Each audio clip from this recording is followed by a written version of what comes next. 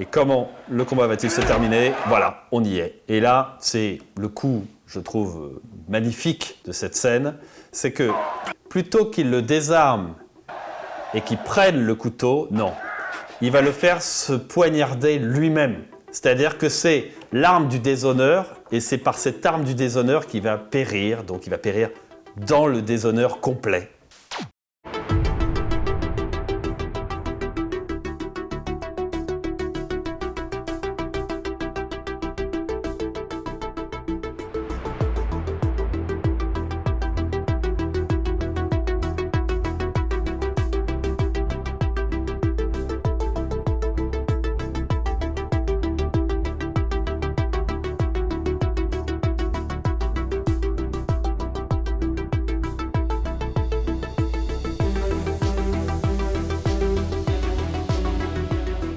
Amis réalisateurs et cinéphiles, bonjour, vous êtes sur Cut Point de Vue. Aujourd'hui, nous nous attaquons à un nouveau film de Ridley Scott, et pas n'importe lequel, puisqu'il s'agit de Gladiator. Gladiator, lors de sa sortie, a eu un énorme succès, et il a remis au goût du jour les péplums. Et aujourd'hui, nous allons nous attaquer plus particulièrement à la scène de fin, c'est-à-dire l'affrontement final entre Maximus et Commode. Mais avant de commencer, si vous aimez cette chaîne et que vous souhaitez qu'elle se développe, faites-le savoir autour de vous en partageant son contenu et nous, on commence tout de suite. Nous commençons sur un plan sur elle.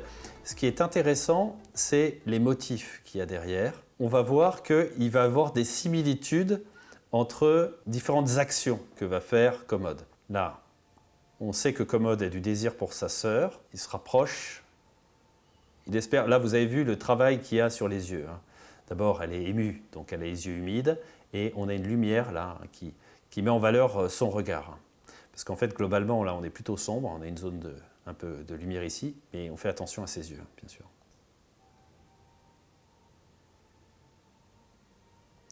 Lui arrive, vous avez vu, comme lui est à contre-jour, on a une lumière forte là, ici, mais on a les yeux qui sont en l'ombre. Et elle se ferme à son baiser. Il est en contre-plongée, donc il est puissant. Elle reste là. Vous avez vu les motifs qu'il y a derrière, en bois. On va voir qu'ils vont être réutilisés. Voilà. Il est extrêmement présent là. Une grande clémence! Ne suis-je pas d'une grande clémence? Vous avez vu, il est dans la diagonale de force là déjà, et il est arrivé jusqu'ici. Donc là, clairement, il l'écrase littéralement dans son avancée. Voilà. Et donc là, vous avez vu qu'il aurait pu l'embrasser en étant de ce côté-là. Ok? C'est important pour la suite. Il la laisse. Regardez là, on a la sensation, si ça avait été ses bras, ici, si ça avait été, on va dire, ses épaules, eh ben, on pourrait se dire qu'elle est comme crucifiée. Et donc, il y aurait quelque chose d'un peu christique à ce moment-là. Et vous allez voir que ce motif va revenir dans pas longtemps. Alors, cut parallèle, on a le peuple qui attend avec impatience Maximus. On a l'arrivée des pétales qui vont jouer tout à l'heure. La fumée également. Donc là, on a tous les artifices qui vont jouer tout à l'heure. Alors, on a un intensificateur qui est là. Ce sont les poutres qui nous permettent de révéler Maximus qui est enchaîné. Lui arrive, donc il a de l'air au-dessus, même s'il est à contre-jour, qui semble menaçant, mais il n'a pas de présence à l'image. Regardez, on a l'impression que c'est un nain même, on a l'impression que ses soldats sont plus grands que lui. Il est filmé en longue focale, là. On a de la dramatisation avec eux qui sont... Vous avez vu l'effet d'ailleurs sur le regard, là. Son spectateur, lui aussi, on est en longue focale aussi, sur l'expression. Et là, il s'avance vers lui et la caméra s'élève. On est sur quelqu'un qui est grand. C'est comme une sorte de monument, un petit peu. Il arrive pour le voir. Maximus. Maximus. Maximus. Et là, on a de nouveau le même motif que tout à l'heure. Et lui étant comme ça, enchaîné les bras sur le côté, on va avoir un petit côté christique aussi. Il te réclame. le général. Alors, à l'instar de Whiplash, hein, où il fallait regarder droit dans les yeux le prof, là, on voit qu'il ne scie pas. Hein. Il n'est pas impressionné par rapport à l'empereur. Hein. Absolument pas. Hein. Il le regarde droit dans les yeux. Qui est devenu un esclave. L'esclave qui est devenu un Lui aussi, il le gladiateur. regarde, mais il a les yeux dans le noir. Le gladiateur qui a défié un empereur. Donc, il a donc un éclairage en douche, on peut imaginer. Une histoire extraordinaire. Maintenant, le peuple Alors. veut savoir Là, il est dans l'intériorité. Vous avez vu, le regard a changé. comment elle se termine. Quelle plus belle fin qu'une mort. Légère avancée, hein, progressive sur lui. Et quoi de plus Vous avez glorieux vu qu'il lui saisit le menton de la même manière qu'il avait saisi le menton de sa sœur. que de défier l'empereur lui-même dans la grande arène. Tu te battrais avec moi? Et là, il espère. Tu te battrais avec moi, magnifique. Le fait qu'on ait aussi ces espèces de fuyantes comme ça, hein, ça met en valeur en fait sa tête, là, ici aussi. Qu'il a. Pourquoi pas? Tu crois que j'ai peur? Il a une belle présence à l'image, là. Hein, quand il dit, je pense qu'il y croit, hein, quand il dit « tu crois que j'ai peur », comme s'il n'avait pas peur. Hein, il a vraiment une plaisance importante. Hein, lui, il est tassé sur le côté. Et lui a une belle présence aussi, hein, sur le contre-champ. Surtout que là, il s'avance hein, vers lui. Hein, donc là, il gagne du terrain. Il est moins présent là. Je ne sais pas si vous avez vu, mais tout à l'heure, Maximus, il était petit là et lui, il avait une grosse présence. Là, subitement, on a un Maximus beaucoup plus imposant. Il est beaucoup moins présent là, le commode. Voilà. C'est lui qui est complètement tassé hein, maintenant. Hein.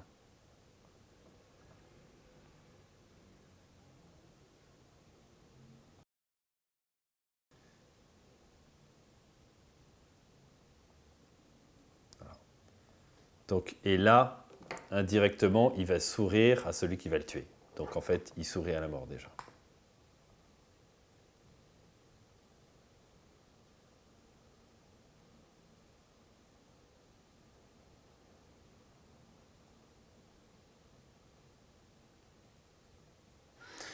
Il y a des moments où, pendant le tournage où Joaquin Phoenix disait qu'il était si impressionné par l'intensité de Russell Crowe que parfois, naturellement, il avait tendance à reculer, alors qu'il était d'avoir un minimum de présence, mais Russell Crowe a une telle intensité que c'était difficile.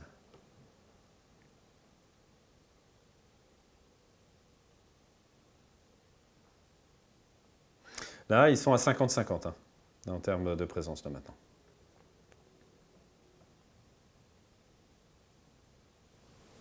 Voilà. Donc il y a un lien un peu improbable qui est en train de se créer entre deux. Et ce qui fait de nous des frères, sachant qu'il a un amour pour sa sœur. Hein. Alors, donc il va sur Russell Crowe, et boum, le poignard sur la droite, il le poignarde sur la droite. Donc, ce qui, bien sûr, fait écho à Judas, hein, qui, avec le baiser de la mort, on pourrait dire, hein, où il dénonce, selon la Bible, il va embrasser celui qui doit être tué. Hein. Donc là, il l'embrasse, soi-disant, voilà, par amour, mais ce sera fatal. Lui a été témoin, bien sûr, il se rend compte. Un ralenti de post-production, hein, ici, hein, qui fait un effet un peu saccadé, effet saccadé qu'on retrouvera, en fait, tout à l'heure. Là, le fait qu'il soit blessé, qu'il regarde là, comme ça, un peu vers le haut, difficile de ne pas penser au Christ. Alors là, on a une sorte de... Comme si c'était un plan de prémonition. Je ne sais pas si vous le sentez comme ça, mais on a lui qui la regarde, comme si on cherchait un peu sa réaction, et elle est dans une sorte d'intériorité. Très certainement, on peut se dire qu'elle pense à ce qui s'est passé avec Commode, mais comme il y a un effet coulée de chauve, c'est-à-dire qu'on vient de voir la blessure de Maximus avant et qu'on sait qu'elle a des sentiments pour Maximus, on a presque la sensation qu'elle Elle ressent la gravité de ce qui est en train de se passer là. Alors, on a les héros qui s'élèvent, les gladiateurs, hein, qui sont prêts à combattre. Un effet de lumière là, dont Ridley Scott affectionne, hein, ça fait penser à Blade Runner, hein, donc ces lumières passantes, comme ça, mouvantes sur les personnages. Et les pétales, bien sûr, les pétales de rose, qui sont là pour magnifier le combat. C'est un show, hein, lui est bien dans les lumières. Lui, il se gargarise de lumière, mais il finit au noir, vous avez vu? Alors, à noter qu'on ne voit pas le ciel, ok? Ça, c'est important pour la suite. C'est très lumineux, c'est blanc. Et là, lui, on le voit, il est dans un triangle. Il est masqué par la croix.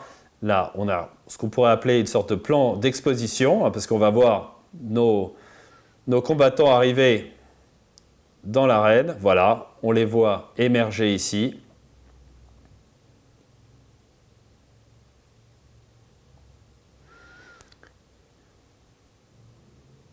Alors, on a un resserrement, pas dans l'axe, mais bon, c'est un resserrement. Donc à la longue focale, hein, on a une profondeur de champ qui est courte. Et là, on a un dézoomage sur l'arrivée. Dramatisation, cut réaction. Dramatisation. Allez, il s'éloigne. Donc là, on respire. Hein, on a un plan bien large. Voilà, pour sentir la hauteur du Colisée. Allez, donc lui passe au premier plan, mais on est focalisé sur Maximus.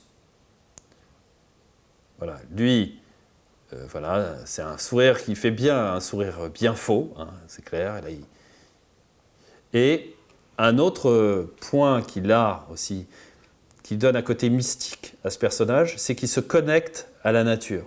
C'est-à-dire que là, il prend du sable, hein, il a une connexion avec la terre, avec la terre de ses ancêtres. Hein, il y a quelque chose, on va dire, d'immémorial dans ce qu'il est en train de faire, avec une musique là qui commence à arriver. Ce qui lui permet, donc, voilà, la justification, c'est de préparer ses mains, hein, un petit peu à quelque chose de rugueux, de façon à pas, on va dire avec la sueur, ne pas lâcher l'arme. Resserrement sur lui. On peut se dire que ça lui est destiné. En tout cas, là, on a un retour, ce qu'on pourrait dire un cut réaction ou un retour point de vue. Allez, lui a fini de faire le show. On était à une caméra épaule sur lui. À noter que sur cette scène, Russell Crowe, qui était vraiment épuisé parce qu'il y avait beaucoup de scènes d'action, il y avait beaucoup de choses, en fait, ça l'arrangeait d'être blessé. Parce qu'en fait, il n'avait pas besoin de donner le change, quoi. Il était vraiment fatigué, quoi, pendant cette scène-là. Il laisse son arme, il passe le chef de guerre. Et là, ça nous permet de voir vraiment la zone de combat. Hein. On sent qu'ils sont cernés, hein, littéralement. On resserre sur Maximus. Hein, l'intensité monte. Et c'est parti pour le premier coup. Boum. Sur le choc des épées, on a la foule qui se régale. Hein. Cut, réaction. On revient sur eux, caméra à l'épaule. Alors, on sent que Ridley Scott n'est pas quelqu'un qui aime filmer scènes de combat. Hein. C'est-à-dire que là, clairement, c'est plutôt filmé de manière assez brouillonne. Pas du Matrix, hein, clairement. Ce qui compte pour lui, c'est, on va dire, les thématiques et, on va dire, l'intensité des comédiens. Hein, on va le ressentir là, au sein de cette scène de combat. On élargit pour sentir que l'autre gagne du terrain. Hein. On a Commode qui essaie de gagner un petit peu. Allez, on respecte, lui est à gauche, l'autre à droite. Droite, on a resserré sur Maximus. On élargit de nouveau pour donner de la respiration, pour ménager les plans larges de tout à l'heure. Là, on a une inversion. On a Commode qui était à gauche, qui passait à droite. Là, on a un zoom. Alors, on a un Maximus qui est à gauche. Vous avez vu, il y a eu un zoom. Et là, on a une inversion de position. Hein. Maximus était à gauche, il arrive à droite. Hein, ce qui qui est à un 180 degrés, hein, donc c'est clairement normalement fait à dessein de choquer, mais là pour le coup il n'y a pas vraiment de raison. Hein. Je pense que ça a été vraiment filmé en multicam et ce qu'a dû faire Ridley Scott au montage, c'est de se dire bon, on va privilégier les raccords mouvements et l'intensité des comédiens. Hop, là, on a un contre. Et hop, oh là là, vous avez vu là l'inversion des positions? C'est choquant. Hein. C'est fluide parce que en fait, ça se fait il y a un raccord mouvement qui est fort, mais en réalité, on est quasiment d'une valeur à l'autre. On change littéralement de position. Faites attention. Regardez, on a Maximus qui est à droite et regardez là, ça va être là. Donc là, il est sur la droite et hop, vous avez eu téléportation. Il arrive sur la gauche. C'est violent. On l'isole de façon à ce qu'il fonce et voilà, et qu'il donne un coup contré de nouveau. On a un resserrement plus important sur Maximus. On élargit, on est plan en plongée hein, sur eux, de façon à sentir un peu la chorégraphie des comédiens, hein, donc ils se sont entraînés hein, pour pouvoir faire cette bataille-là. Et hop, là, on a le retour du ralenti post-production. Hein, donc au moment où il le balaye, hein, vous voyez, on sent que le ralenti n'est pas fluide. Hop, il chute. Alors, ce qui est intéressant dans ce balayage, donc là, on revient aux thématiques qui sont plus intéressantes que le combat en lui-même, hein, c'est qu'on a Maximus qui est quelqu'un, c'est un guerrier complet. C'est-à-dire que ce n'est pas quelqu'un qui est fort juste parce qu'il a une épée. Il est fort parce que son corps est une arme. Et là, il vient de le prouver. C'est-à-dire que là où l'autre se bat avec juste une arme, Maximus, il se bat avec une arme et boum, avec sa jambe, il le balaye, ce qui en fait un guerrier complet. Ce qui n'est pas le cas de l'autre, bien évidemment. Et on va voir que tout à l'heure, ça va être encore plus éloquent. Donc là, clairement, Commode ça a failli se terminer ici. La fumée, ici, qui est là, qui n'est pas un intensificateur, hein, elle ne passe pas devant eux, elle est derrière. Hein, c'est pour montrer le côté, on va dire, sale, je dirais, un peu à l'ancienne. Il y a quand même une zone de lumière, ça permet de sentir la lumière, ça donne un côté épique aussi. Allez, re-ralenti. Là, pour le coup, c'est un re-ralenti. Et là, on a re-ralenti post-production. Allez, il est blessé à la jambe. On revient sur lui avec le même ralenti qu'on avait eu tout à l'heure en post-production. Là, on a la fumée également derrière. Lui, il est seul dans son plan. Lui, il est seul également. Hein. Il essaye de tenir les distances parce que l'autre est menaçant. Il gagne du terrain dans son propre plan. Voilà, il en sort même, il est même sorti de son plan. Et il est désormais dans le champ de Maximus. On a une avancée, vous avez vu, une sorte de zoom. Et là, ralenti, vrai ralenti. Boum, boum.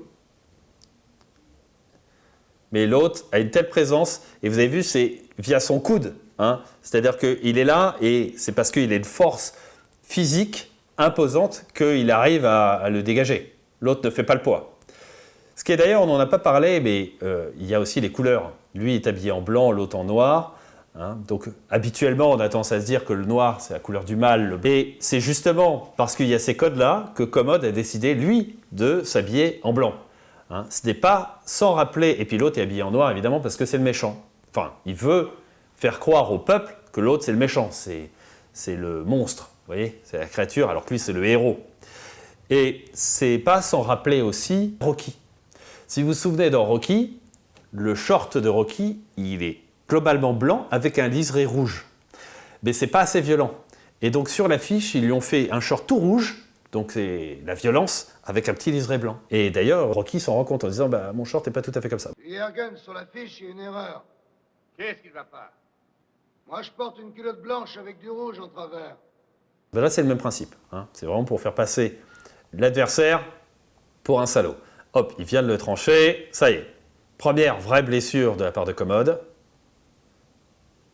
Alors là, vous avez vu ce petit redressement là, de corps pour montrer que ça y est, elle se réveille, hein, elle se dit ça y est, il se passe quelque chose. Peu de fumée, belle présence encore à l'image. Et là, on a une avancée et on a un sound design qui semble un peu étonnant par rapport à la scène qu'on vient de voir. Là, on sent qu'on bascule dans quelque chose.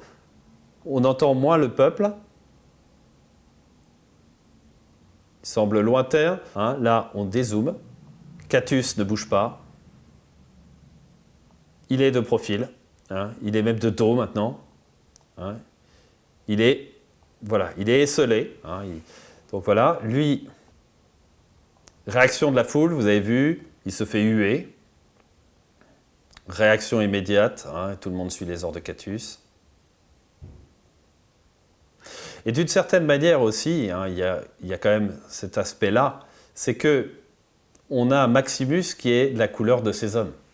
C'est-à-dire qu'il a la tenue, la même couleur que Catius, la même couleur que les gardes, donc ils font corps, ils sont ensemble. Alors que l'autre, évidemment, brille, parce que là, il est en blanc, il se distingue des autres, hein, de la plèbe. Alors là, on a une sorte de synchronisme de mise en scène, on pourrait dire, hein, c'est-à-dire qu'on a l'épée qui tombe et elle qui descend, c'est-à-dire qu'elle n'en revient pas, elle tombe de sa chaise, on pourrait dire, hein. Elle descend, que se passe-t-il? Voilà. Et là, il tend la main. Pourquoi tend-il la main? On a une avancée sur lui. Et là, on comprend qu'il commence à créer une sorte de passage avec l'au-delà. Hein. C'est aussi un autre attribut qu'on pourrait lui donner par rapport au côté christique dont on parlait, c'est-à-dire qu'il a une connexion avec la terre, c'est quelqu'un qui est sacrifié pour sauver le peuple, et il est physiquement blessé aussi. Il y avait eu le lien avec Judas dont on avait parlé, et là maintenant, c'est quelqu'un qui arrive à naviguer dans la vie terrestre, mais aussi dans l'au-delà, parce que là déjà, il avance dans l'au-delà et on voit ce qu'il voit. Là, c'est le point de vue de Maximus alors qu'il est déjà dans l'au-delà. On notera la couleur, le bleu. La couleur, c'est une couleur bleutée. On a globalement, le film est plutôt jaune, et là on a du bleu, hein, qui est l'opposé. Hein.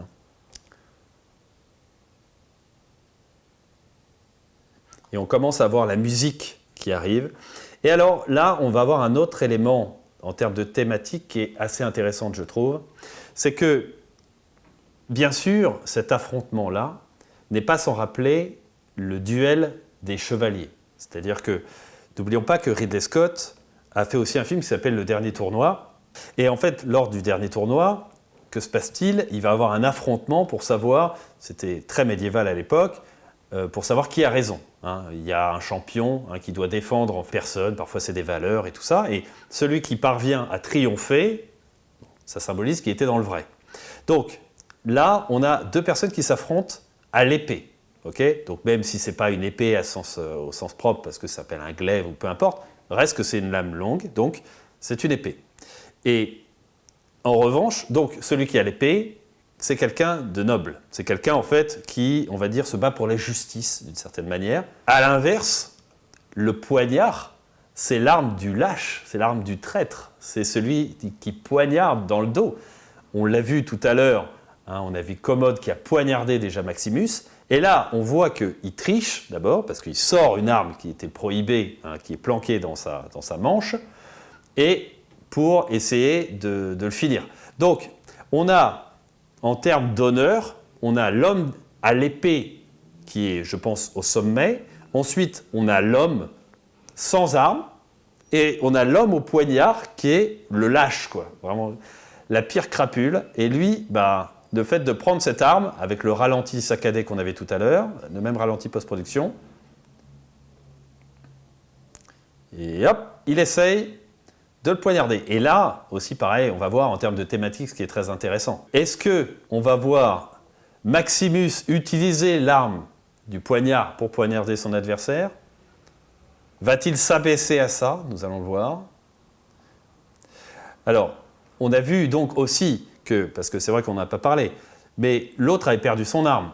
Donc on a quand même Maximus qui descend au niveau de son adversaire en laissant sa propre arme, et l'autre trahit, hein, en se réarmant. Là, on revoit que Maximus est une arme complète, hein, donc l'autre se croit plus puissant parce qu'il a une arme. Or, Maximus, lui, il a son coude, boum, allez, et une manchette, avec un gros bruitage d'ailleurs, pas réaliste, hein, mais bon, de film d'action. Hein. Allez, il retente de l'agresser, allez, une succession de coups de poing. On comprend que l'autre, même désarmé, il est plus puissant, hein, donc c'est une force de la nature, littéralement. Boum. Et allez, le coup de genou. L'autre n'en peut plus, on comprend qu'il est foutu. Et comment le combat va-t-il se terminer? Voilà, on y est. Et là, c'est le coup, je trouve, magnifique de cette scène, c'est que plutôt qu'il le désarme et qu'il prenne le couteau, non, il va le faire se poignarder lui-même. C'est-à-dire que c'est l'arme du déshonneur, et c'est par cette arme du déshonneur qu'il va périr, donc il va périr dans le déshonneur complet. Voilà, il ne peut rien faire, l'arme se rapproche inexorablement de lui, et c'est hors champ, voilà, là, on ne voit pas l'arme rentrer. Hein. C'est-à-dire qu'en fait, ce n'est pas l'arme qui l'a tué, hein, c'est son déshonneur qui l'a tué. Voilà.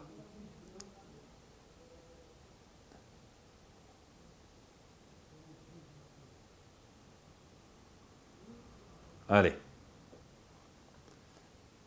Il essaye de le tenir. Hein. On a Ridley Scott qui essaye de choper, on va dire, l'émotion à travers sur son comédien. On est sur une longue focale encore. Elle est terminée. On ne voit même pas l'arme sortir du corps. Hein. Vraiment, il y a une pudeur là-dessus. Il tombe. Voilà. Minable au pied de son adversaire. Voilà. On entend l'arme tomber, mais en fait, on ne l'a pas vu en fait, la prendre. Parce que ce n'est pas une arme à la hauteur de Maximus. Silence. Là, on est sur de la pure dramatisation. Tout le monde attend ce qui va se passer. On comprend que l'empereur est mort, donc déjà, c'est un choc. Même si tout le monde acclamait Maximus, hein, tout le monde voulait ça. Et là, il se lève. Hein. Ça, c'est vraiment aussi pareil. De la même manière que tout à l'heure, la femme s'était redressée comme ça parce qu'il se passait quelque chose. Lui se lève, hein, parce que ça y est, il y a un point d'intérêt. Hein, on sent qu'il va se passer un événement. Et il descend aussi. Et vous avez vu qu'il se rapproche de la caméra. Hein, donc c'est l'effet. Ce n'est pas la caméra qui s'approche de lui. Et lui, ça y est, il est déjà dans l'autre monde. Hein, c'est le passage vers un ailleurs. Ce qui est intéressant, bon, d'abord on a la musique de Hans Zimmer qui arrive à ce moment-là. Et là, vous voyez, là, rien que par ce mouvement, on voit qu'il traverse les mondes. Hein. Vous avez vu le raccord là? Et regardez, la porte s'ouvre presque d'elle-même. Voilà. Hein, c'est-à-dire que lui accompagne l'ouverture de la porte, mais elle s'ouvre toute seule. Et là, on a des cyprès qui sont là. Et ces cyprès, moi, me font penser à la peinture d'Arnold Böcklint, hein, L'île des morts. Je ne sais pas si vous avez jamais vu ce tableau, je vous le mettrai. Alors, il n'y a pas autant de cyprès et tout, mais il y a une résonance comme ça à voilà, un domaine. Donc, c'est le paradis perdu, bien sûr, pour lui. Hein. Il retrouve ses proches, il retrouve sa famille, mais ces cyprès, ce n'est pas anodin qu'ils soient là. D'autant que, rappelons-le, Ridley Scott a une grosse connaissance en peinture, hein, donc ce n'est pas un hasard. Hein. Vous avez vu que là, on a aussi un amplificateur ici. Hein. Le vent aussi pour faire vivre un petit peu tout ça. Hein, sinon, ce serait des murs austères. Alors que là, c'est mouvant. Il y a de la vie. Il y a de la vie dans, on va dire, ce paradis perdu. Allez, on a un plan plus serré sur Maximus hein, qui se voit déjà là-bas. Et donc, on a ce décalage entre le bleu et le jaune. Hein. Donc là, on revient sur du jaune, hein, on est encore... Et vous allez voir aussi l'astuce aussi de mise en scène qui va arriver là. Lui est à droite, Catuus à gauche. Voilà, magnifique. C'est-à-dire que le gars est mourant et il a une dernière pensée pour ses hommes. Ça, c'est incroyable. Voilà. Il est face à ses hommes, il est face à ses semblables. Hein, il est là parce que ce sont des guerriers et tout. Lui, il est immense, hein. Il est plus grand qu'eux. Il est encore droit, hein, et voilà, il parle encore, hein, et sa pensée va à ses hommes. Voilà. Et là, on va faire un pont avec justement la mythologie. Donc, le rêve s'appelait Rome. Voilà. Il faut réaliser ce rêve. Voilà. Donc, lui accomplit d'une certaine manière la prophétie de Marc Aurèle. Hein. C'est l'élu, le bras armé hein, de la pensée de Marc Aurèle. Donc il a réussi à rendre concret ce que lui souhaitait, avec cette musique un peu onirique derrière. allez, on exécute ses ordres. Plus le peuple, hein, ça c'est fini. Hein. C'est-à-dire que là, il y a une solennité qui est vraiment très forte ici. On avance vers lui. Plan sur les blés. De nouveau, la connexion avec la terre, l'agriculture. Hein. On est là. Puis ça donne un côté cotonneux. À noter que ce plan-là, qui a été régulièrement repris et repris, vient d'un Français. Hein. C'est-à-dire que ce plan-là, il est dans Ridicule. Si vous voyez le film de Patrice Lecomte, Ridicule, eh ben, il y avait ce plan-là. Hein. Donc, bon, je ne suis pas sûr que Ridley Scott s'en soit inspiré, mais bien souvent, ce plan a été repris par la suite et on pense que ça vient de Gladiator. Je pense que l'origine, c'est Ridicule de Patrice Lecomte. Et là, on a voilà, une étendue. Hein. C'est le terroir. Hein. On est sur quelque chose d'authentique. Hein. Il revient dans la terre de ses ancêtres. Avec ces passages des nuages, hein, ça donne à côté, on sent le passage du temps. Hein. Mais il n'y est pas encore complètement, vous avez vu, on revient encore à lui. Et hop, il s'effondre. La masse, vous avez vu l'amplificateur là, la poussière, hein, c'est pour montrer la masse du mec. C'est-à-dire quand il tombe, c'est pas comme tombe commode où il n'y a rien. Là, il tombe, on se dit, waouh, c'est un monument qui vient de s'effondrer. Elle arrive et là, ce qui va se passer est vraiment très bien vu. Donc Lucius il s'est levé, il pense encore à ces hommes. Et regardez, le bleu. C'est-à-dire qu'on avait une image globalement jaune, pas de bleu, ou très peu. Et là, on a le bleu.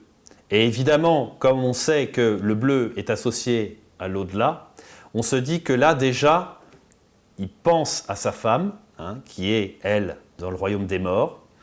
Et elle, qui était un peu, d'une certaine manière, le pendant de sa femme, parce que forcément, elle avait des sentiments pour Maximus, lui aurait pu en avoir pour elle, mais par fidélité pour sa femme, il n'y en a pas eu. De même qu'il y avait un enfant qui faisait écho à son propre enfant. Là, en fait, ça nous renvoie directement à la femme de Maximus. C'est vraiment très habile l'utilisation de ce bleu-là. Et regardez, là, il la regarde comme s'il a la sensation de voir sa femme. Je ne sais pas si vous le sentez, mais là, il est apaisé, hein, et elle le comprend. Elle comprend qu'il lui échappe.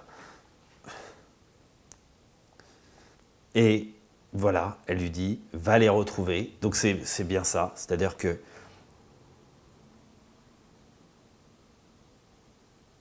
voilà, terminé. Bien sûr, la tristesse, le bleu. Et là, l'utilisation des pétales qui permet en fait de sentir le mouvement. Parce que sinon, rien qu'avec le sable, voilà, ça aurait été bizarre. Mais ça fait comme une haie d'honneur. Hein, vous avez vu? C'est-à-dire que les pétales, on a l'impression, si lui était immobile et que les pétales uniquement bougeaient, ça fait comme si en fait des pétales qui lui tombent dessus. Et ce plan nous fait penser à un effet qu'on a retrouvé aussi dans Shutter Island. Je ne sais pas si vous vous souvenez, mais à un moment, quand il portait son enfant mort, là, comme ça, il y avait vraiment... Parce que là, il est sur un chariot, hein, évidemment, hein, et donc la caméra est solidaire du chariot, et donc, comme ça, ça se décale. Et nous avons enfin la vision de sa famille. Hein. On a une lumière bleutée. L'enfant qui met sa main en visière de façon à pouvoir voir son père, qu'on comprend qu'il est un peu loin, parce que voilà, ça lui permet de voir un petit peu. On ne le voit pas, mais on comprend. Et la mère est, boum, le bleu. Et elle est dans la même zone géographique qu'était l'autre dame. Elle était sur la gauche, et on avait du bleu à côté. Pareil. La main en visière, pareil. Et là, ce plan, hein, qui est filmé à longue focale et qui dézoome, me fait penser, moi, à une pub qu'avait réalisée Ridley Scott. Et c'est un plan sur Kezak, donc je vous mettrai un petit extrait, où il y avait une jeune fille qui revenait comme ça sur un chemin de terre aussi, fièrement, et qui tenait en fait des bouteilles de la marque Kezak. Et en fait, moi, ça me fait penser à ça. Alors, on n'est pas aussi serré dans la pub Kézak, on est plus serré. Mais ça doit être une image mentale, bien sûr, qu'a Ridley Scott, de l'enfance et de l'attachement au terroir. Vous voyez ? Et voilà. Et lui rentre, ça y est, physiquement. Hein, avant, on n'avait que la main. Et là, physiquement, il rentre dans son domaine. Hein, il retrouve sa femme et son fils. Voilà. Et on a la sensation qu'il est comme sur un nuage, hein, là d'ailleurs. Hein. C'est quelque chose de dufteux, un petit peu. Voilà. Il descend vers les siens. Voilà. Allez, terminé. Voilà. Exactement. Tu es chez toi. Et hop. Et là, pareil, on a quelque chose qui est vraiment très fort. C'est-à-dire que là, elle est une femme de cœur à ce moment-là. C'est-à-dire qu'elle est penchée vers lui. Elle est affectée et elle va redevenir une femme d'État. Ça y est, elle réalise, ça y est, les gens reviennent et elle reprend son attitude. On élargit et elle va reprendre, voilà, de la hauteur. Elle n'est plus là dans l'émotion. Elle est d'ailleurs, si vous avez fait attention, elle est là où se tenait Maximus d'ailleurs. Maximus était là, de dos, et elle, ça y est, elle s'adresse aux hommes. Voilà. Et est-ce que Rome vaut la vie d'un homme de bien ? Donc ça, clairement, c'est une allusion à Sodome. C'est-à-dire cette ville, parce qu'il n'y avait pas eu 10 hommes de bien et que Sodome a été condamné. Et là, en fait, directement Ridley Scott fait la connexion entre Sodome et Rome en disant, est-ce que Rome valait la vie d'un homme de bien ? Donc lui s'est sacrifié pour sauver Rome. En fait, on le comprend comme ça. Et donc, c'était un homme de bien.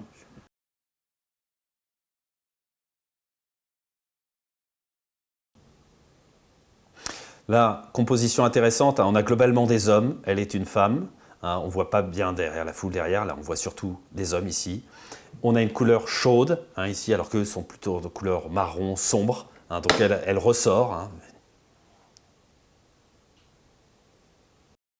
Donc, nouvel idéal.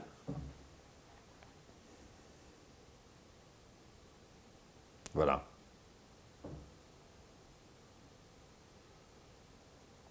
Honorez-le. Et donc là, de par son attitude, elle le fait rentrer dans la légende. Il l'était, on parle de lui au passé, un soldat de Rome. Voilà, il faut l'honorer. Donc c'est déjà une légende. Hein. Scène magnifique.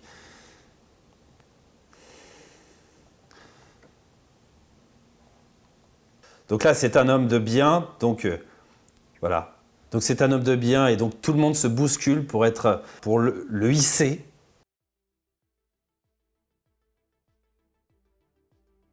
Et on va terminer sur une haie d'honneur, voilà, qui lui est rendue post-mortem. Hein. Et là, on a une zone qui peut faire penser aussi à l'Arc de Triomphe un petit peu. Hein. C'est-à-dire que là, il passe là. Hein, on sent avec la musique, bien sûr, qui joue. Scène vraiment puissante, vraiment très touchante. Bon, allez, on va s'arrêter là. J'espère que ça vous aura intéressé. Si c'est le cas, mettez-moi un like. Si vous souhaitez que j'analyse d'autres films, dites-le moi dans les commentaires. Dans 2 semaines, ce sera le mois d'août. Et donc là, on revient donc au grand classique. Et donc ce sera un Hitchcock, hein, pour ne pas déroger à la tradition. Et donc ce sera Fenêtre sur cour. D'ici là, à bientôt.